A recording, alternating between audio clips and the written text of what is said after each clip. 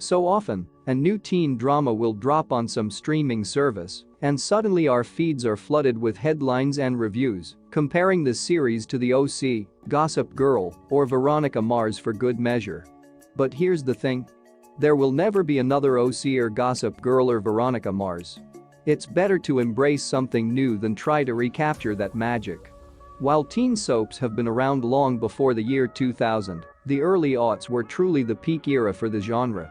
High school dramas fueled angsty teens week to week, shining a light on class disparities and trauma, and highlighting the day-to-day lives of American youth. They're not perfect, but these shows were more than just television. They were aesthetic. They informed how many of us dressed and what music we listened to, and launched 20-something actors playing hot 16-year-olds into a new complex level of celebrity status, even before the Instagram age. As the early aughts gave way to the 2010s, the number of these shows more or less died down, but the few that managed a similar cultural impact were often shrouded in mystery and the supernatural. Shows like Gossip Girl made way for the Vampire Diaries, Pretty Little Liars, and Teen Wolf, but the results stayed the same. The generation watching was hooked, devoting themselves to ships and stanning their new favorite actors on Twitter, Instagram, and fan fiction platforms. Then, with the massive success of Riverdale and 13 Reasons Why in 2017, there's been a swift and welcome resurgence of the format on various networks and streaming services, all hoping to recapture the devotion and impact of their predecessors. So, what better time to rank the top 16 best American teenage series of the past 20 years?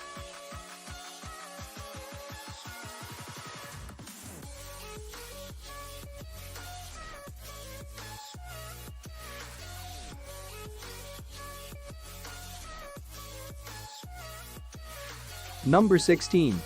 Veronica Mars.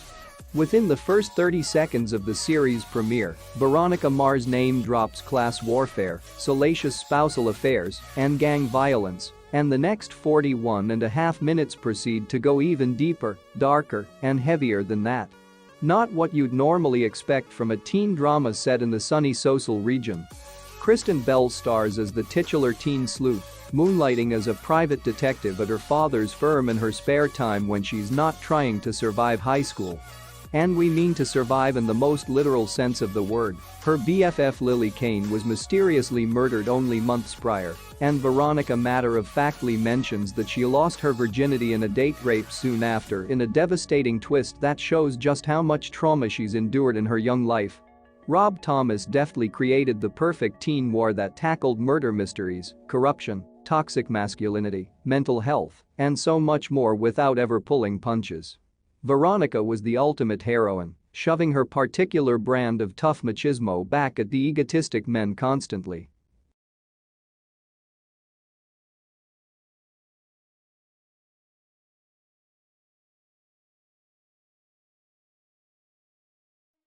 Number 15. Freaks and Geeks. Creator Paul Feig and executive producer Judd Apatow greeted the turn of the millennium with this one-season wonder set at the dawn of the 80s, which was simply too good for network primetime. Into a teen TV landscape populated by jocks, mean girls and coastal rich kids came the middle-class suburban Detroit Weir family. Angsty sophomore Lindsay, her nerdy freshman brother Sam and their embarrassingly square parents. Equal parts rude comedy and poignant drama, the show displayed little curiosity about the top of the McKinley High social heap.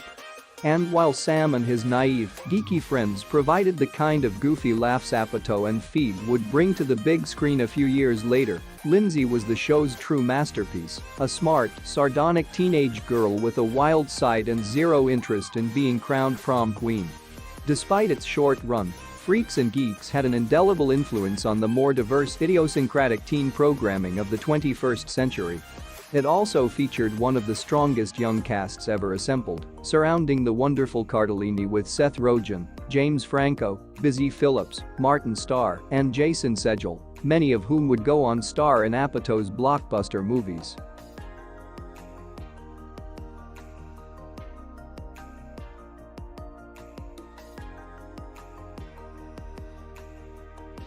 Number 14. Teen Wolf. The only thing MTV's Teen Wolf series shares with the 1985 Michael J. Fox film of the same name is just its name. Otherwise, showrunner Jeff Davis's dark, violent supernatural teen drama couldn't be more different from its lighter creative inspiration. Tyler Posey stars as Scott McCall, an average high school student and a wannabe lacrosse superstar, and his best friend gets caught up in some trouble causing him to receive a werewolf bite. He soon finds out that the world of werewolves is a lot more complicated than he thought. They find themselves in the middle of all sorts of dramas in Beacon Hills. Armed with his best friend Styles at his side, Scott must juggle his new Lycan abilities with his romance with new girl Allison, unaware she comes from a long line of werewolf hunters. It brings new meaning to the awkwardness around meeting the parents. Tyler Hoechlin, Holland Roden, Colton Haynes, Shelley Hennig, and Arden Cho also star in the suspenseful series that is equal parts heart-pounding action, nightmare-inducing horror, sexy romance, and pure, witty comedy. This Teen Wolf has teeth, but also lots of heart.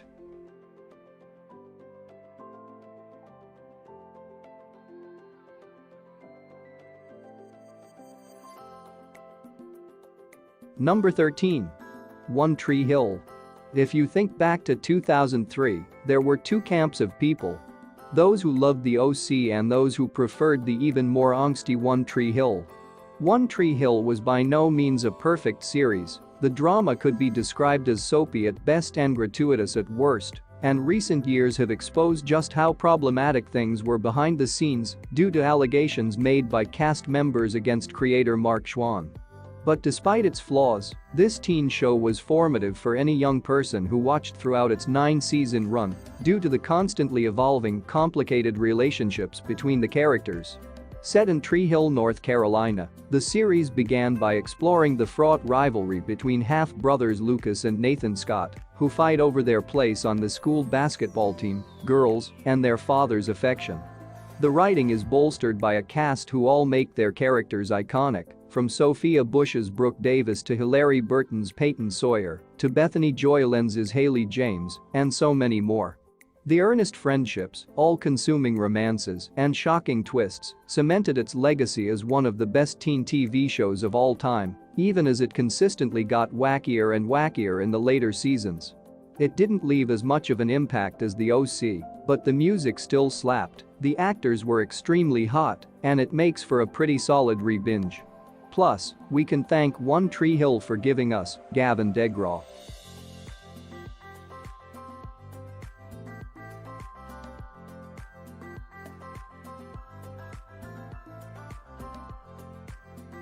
Number 12. Gossip Girl. Fraught staff debate about this CW classic carried it from near the top 5 to almost outside the top 15. That reflects the show's unsteady journey through its later years, but never forget the wonder of Gossip Girl's early seasons. Privileged teens living on the Upper East Side of New York can hide no secret from the ruthless blogger who is always watching. Bad behavior swirled through the Upper East Side aristocracy, with Blair Waldorf and Serena Van Der Woodsen as the best of frenemies, navigating the exclusive realm of boozy brunches and way underage club nights. This show was nasty, combining a luscious style with a mood of amoral matriarchal horniness. The stacked ensemble featured some memorable comic turns and a revolving door of Hollywood's moodiest young hotties.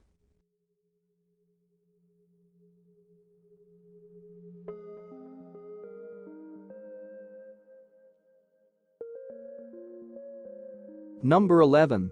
Pretty Little Liars. Pretty Little Liars followed 4 teen girls, Aria, Spencer, Hannah, and Emily, who came together to investigate the supposed death of a close friend, only to find themselves under siege by an unknown foe who threatened to reveal all their deepest, darkest secrets.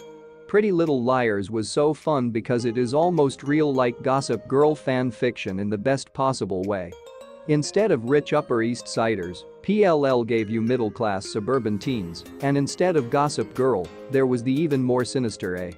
The series even picks up when Aria returns after leaving town, just like Serena from GG. The show quickly set itself apart by capitalizing on its mystery to format as a thrilling psychodrama. However, PLL sometimes stumbled by focusing too much energy on the antagonist, which became a touch repetitive and stunted in later seasons. Plus, it romanticized a teacher-student relationship for far too long.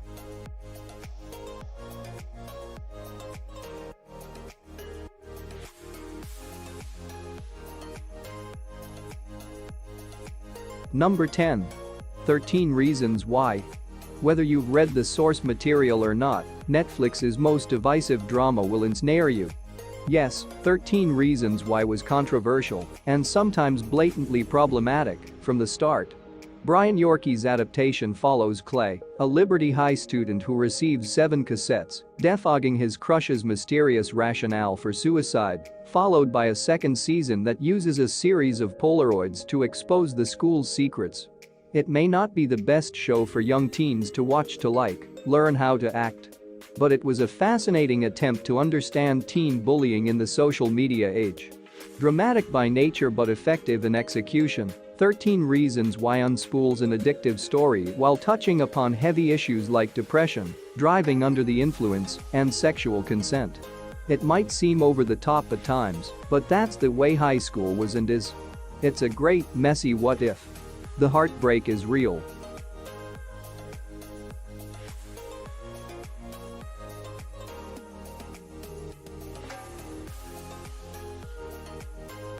Number 9. Outer Banks. It may be the fact that Netflix dropped Outer Banks in the middle of quarantine, but there's something inherently watchable about this piece of sun-soaked escapism. A group of local teens from the beachy Outer Banks of North Carolina find themselves in the middle of an intense treasure hunt as leader John B. searches for his missing father.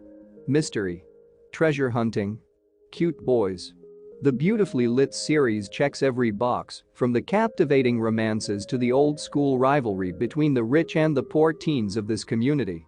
Despite its whack ending, Outer Banks became a fan favorite nearly overnight, and it's been renewed for a 3rd season. If you haven't seen it yet, make sure to give it a watch ASAP for the sunsets alone.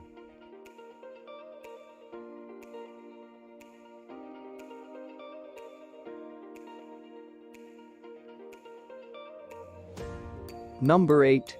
Never Have I Ever. Mindy Kaling and co-creator Lang Fisher pull off a delicate but ultimately worthwhile balancing act with their teen comedy, Never Have I Ever. The show is an exploration of its heroine Devi's grief, while also excelling as a sweet and goofy teen romance, with plenty of boy drama to debate.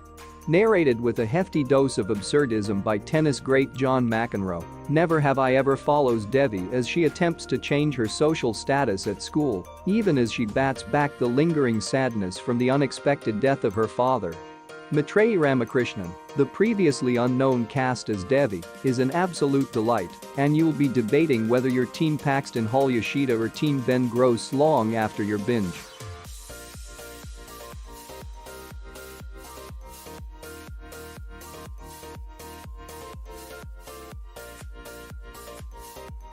Number 7. The OC. 3 years after the end of Beverly Hills, 90,210, the OC reinvigorated the teen soap, ultimately doing it just a bit better. The day Sandy Cohen brought troubled Chino teen Ryan Atwood into his gorgeous Orange County home in 2003 changed the lives of millennials everywhere. With a near-perfect pilot and a heck of a first season, the OC became a pop culture phenomenon. The pilot alone was a major triumph for television in the early 2000s. The OC gave us Seth Cohen and Summer Roberts, Chris Mucka, and a lasting obsession with indie emo bands. The Chris Mucka episodes were also always a real treat. Audiences fell in love with Ryan Atwood's journey from grainy Chino to the glossy McMansion-filled hills of Orange County, as the wrist cuff-wearing bad boy befriended one of television's greatest characters, Seth Cohen, the guy who made Geek chic. The series made instant stars out of Mackenzie and Brody, along with their on-screen love interests Mischa Barton and Rachel Bilson, but part of the OC's brilliance was its portrayal of its parents. From lovable screw-up Jimmy Cooper to the bewitching Julie Cooper-Nichol to the iconic Kirsten and Sandy Cohen, the show proved the power of teen shows isn't always in the teens. Add in the series' use of meta-humor and its cultural impact, Real Housewives, anyone? and some of the most memorable music moments of all time, and you've got a legacy Captain Oates would be proud of. California, here we come.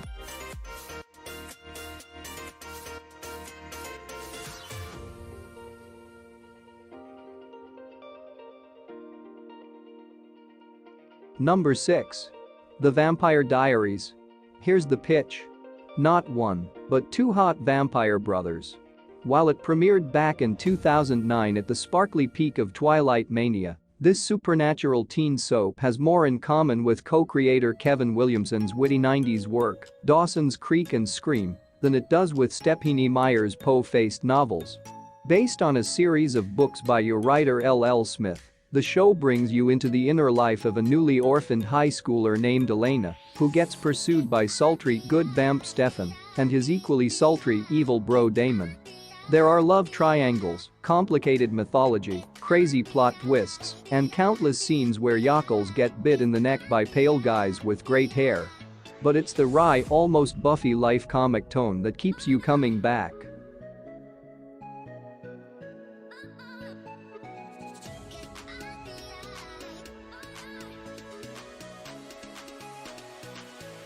Number 5. The Society. We're just going to come out and say it. The Society was criminally, unforgivably under-discussed and underrated. Pitched as a modern Lord of the Flies, a suburban New England town was thrown into chaos when every adult and child disappear, and the teens of West Ham were trapped in some kind of alternate dimension. But who cares about the sci-fi of it all? This show didn't linger too long on the mystery. Instead, the Society focused on how the teens, precariously led by a righteous and intelligent sophomore, attempted to form their law and order, which is difficult with hormones and one pretty terrifying sociopath running around. The Society took a lot of risks, from certain deaths to some haunting social commentary, but the choices seem to be made with significantly more care than other shows in this list that tackle similar themes of gun violence and abuse.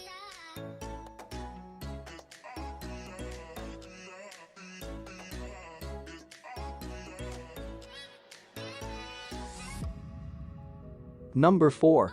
Friday Night Lights. If there's one thing teen dramas wanted viewers to get from their viewing experience, it was a savior complex and a distorted sense of confidence that they could fix the show's bad boy. Friday Night Lights is no exception. Sure, the television adaptation of the movie adaptation of the book veers frequently into sentimentality, outright conservatism, and cheap melodrama, but it's these qualities that make it an essential piece of American television. Friday Night Lights instills in viewers a sense of hope in more than one regard by showcasing one of television's greatest power couples, Eric and Tammy Taylor. High school football serves as the perfect medium to explore the 21st century American experience, and the qualities above are part of the deal. With knockout performances from Kyle Chandler and Connie Britton, it's almost too easy to get sucked into the Dillon Panthers' football life. It presents a heartfelt portrayal of underdog triumph by providing the uplifting mantra that would go on to grace the walls and Instagram bios of fans for years to come: clear eyes, full hearts, can't lose.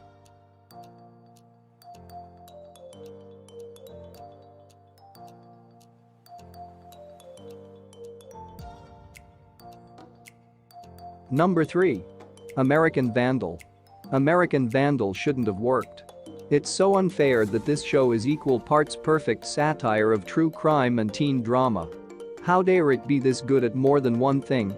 Framed as a mockumentary made by two high schoolers, Peter Maldonado and Sam Eklund, investigating who's responsible for vandalizing 27 teachers' cars with spray-painted penis, the true crime satire, on paper, sounds like an SNL sketch. In execution, though, it's one of the most hilarious, thoughtful, realistic, and grounded portrayals of high school. The writers crafted characters who felt and looked like people you went to school with, from troublemaking senior in season 1 suspect Dylan Maxwell to that one young teacher that's too chummy with the students, and captured the many nuances of social life at that age, while also pitch perfectly parodying hit true crime shows like Making a Murderer. The second season was somewhat flawed but more ambitious. Set at a prestigious Catholic school, season 2 features a darker crime and offers a compelling exploration of privilege that will hit home for anyone who attended private school. We are as invested in these teens' futures and friendships and the very silly mystery they're solving. Shame on Netflix for canceling this gem.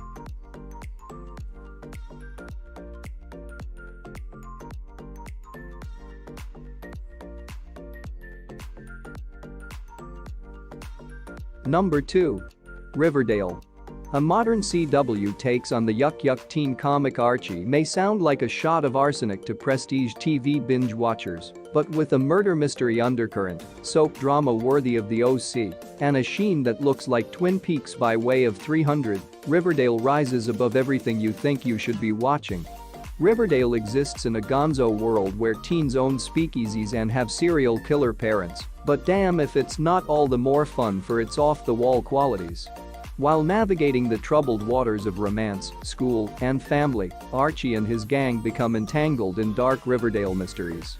The show brings to life the likes of Betty, Archie, Veronica, and Jughead for adventures that are far from the wholesome Americana of the original comics.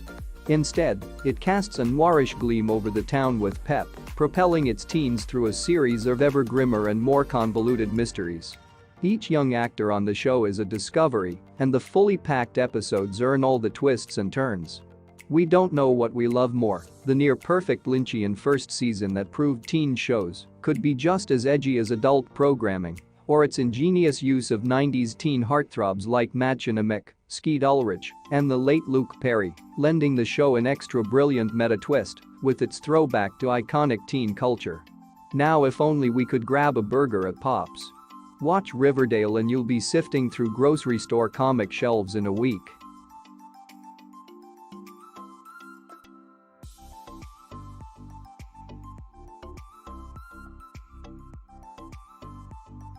Before we continue, be sure to subscribe to our channel and ring the bell to get notified about our latest videos. Number 1. On My Block. What does it take to become Netflix's most binged original series, as On My Block was in its debut season? The recipe goes something like this. Recruit a diverse cast of charismatic young actors, place their characters on the precipice of their freshman year of high school, season with equal parts sweetness and grit, then pour the resulting mixture into a believable facsimile of an East Los Angeles neighborhood. On My Block is described by Netflix as a coming-of-age comedy about four bright and street-savvy friends navigating their way through the triumph, pain, and the newness of high school set in the rough inner city. What that description fails to iterate is just how charming and heart-wrenching the supposed comedy is, or how much talent is contained in this small cast. It all cooks up into a dramedy that's sensitive to the realities of growing up in a place where gangs, drugs, and mass incarceration are facts of life, without robbing the brainy clique at the show's center of their youthful innocence. Sierra Capri holds it all together as the singular Mons Finney, a tomboy coming of age in an all-male milieu. If you haven't started, Season 3 recently dropped, so you should probably stop whatever you're currently binging to catch up.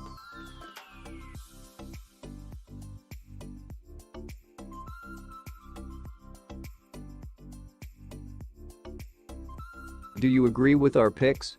Check out this other recent clip from WatchZilla and be sure to subscribe and ring the bell to be notified about our latest videos.